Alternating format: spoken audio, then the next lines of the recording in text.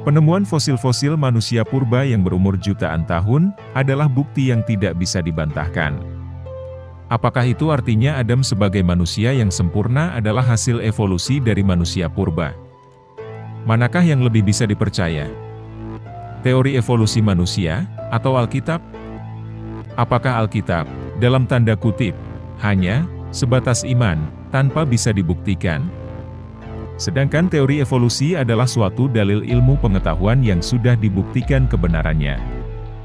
Bagaimanakah pembuktian bahwa Alkitab adalah kebenaran yang tidak terbantahkan? Sejarah manusia dimulai kira-kira 7 juta tahun yang lalu, yang dimulai di benua Afrika. Ada kira-kira 20 jenis manusia purba. Sebagian besar jenis manusia purba sudah punah, dan yang bertahan hidup menjadi nenek moyang dari manusia modern, atau yang disebut juga Homo sapiens. Penemuan fosil-fosil manusia purba merupakan bukti otentik bahwa memang ada manusia purba pada masa jutaan tahun lalu. Kata-kata ini kami terjemahkan dari konten YouTube National Geography, yang linknya kami berikan di kolom deskripsi. Torah 30 menit mengakui bahwa pembahasan mengenai teori evolusi manusia purba adalah topik yang menarik. Apalagi bila dihubungkan dengan kebenaran Alkitab. Manakah yang benar? Teori evolusi manusia purba atau Alkitab?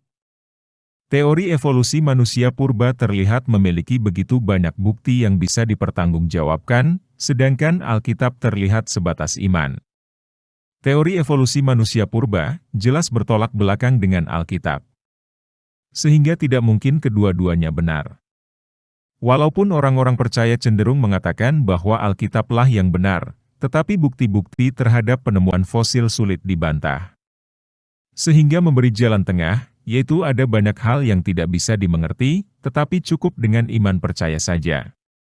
Dengan kata lain, sebenarnya yang hendak dikatakan adalah, orang percaya tidak berani mengatakan Alkitab salah, tetapi juga tidak mau mengatakan ilmu pengetahuan tidak benar, dan secara tidak langsung menerima bahwa fosil-fosil yang ditemukan adalah manusia purba. Ada beberapa pandangan atau penjelasan mengenai teori evolusi. Pencetus teori evolusi yang terkenal adalah seorang ilmuwan bernama Charles Darwin. Ia menerbitkan buku yang berjudul Asal-Usul Makhluk Hidup.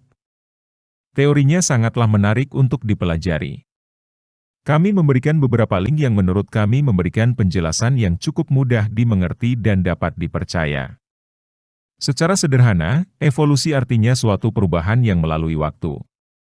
Dengan demikian teori evolusi manusia adalah suatu teori yang menjelaskan suatu perubahan manusia yang terjadi melalui waktu. Waktu yang dimaksudkan bukanlah tahunan, puluhan tahun, atau bahkan ratusan tahun. Tetapi bisa ribuan, atau ratusan ribu tahun, bahkan jutaan tahun yang lalu.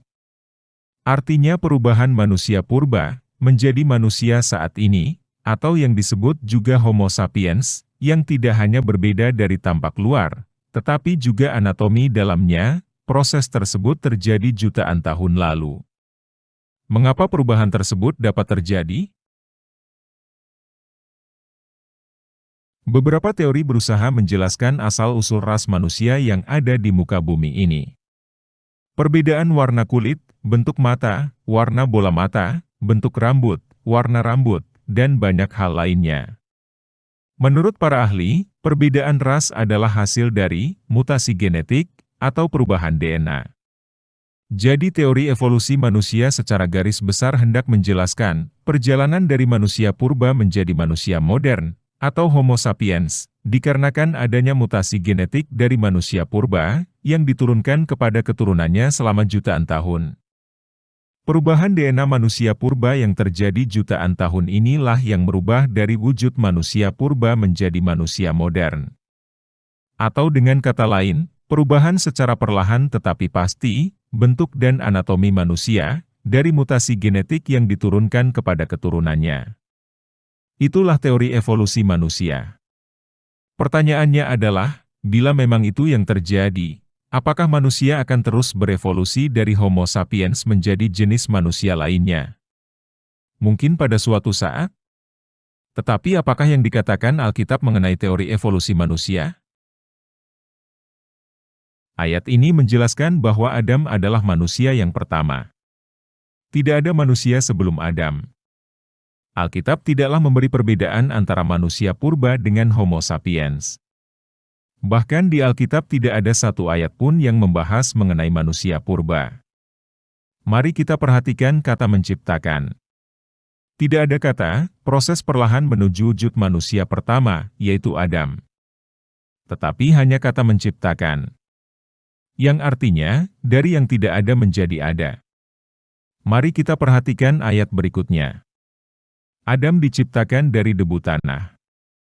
Tidak ditulis manusia purba diciptakan dari debu tanah.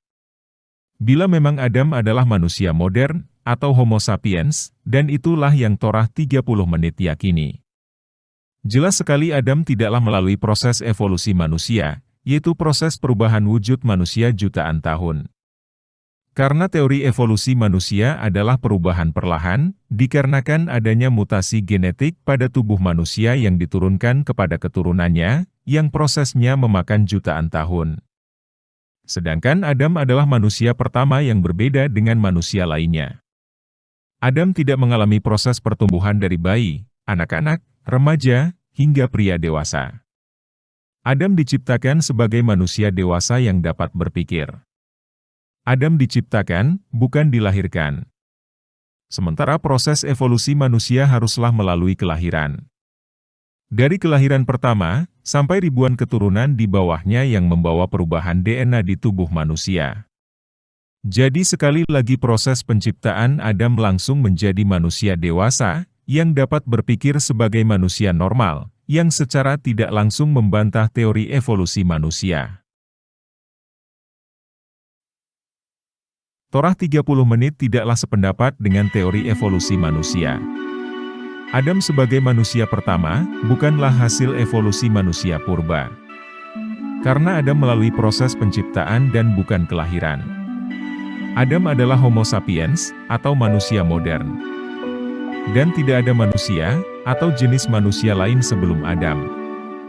Bila memang demikian, bagaimanakah menjelaskan penemuan-penemuan di berbagai tempat, fosil-fosil yang diyakini sebagai manusia purba?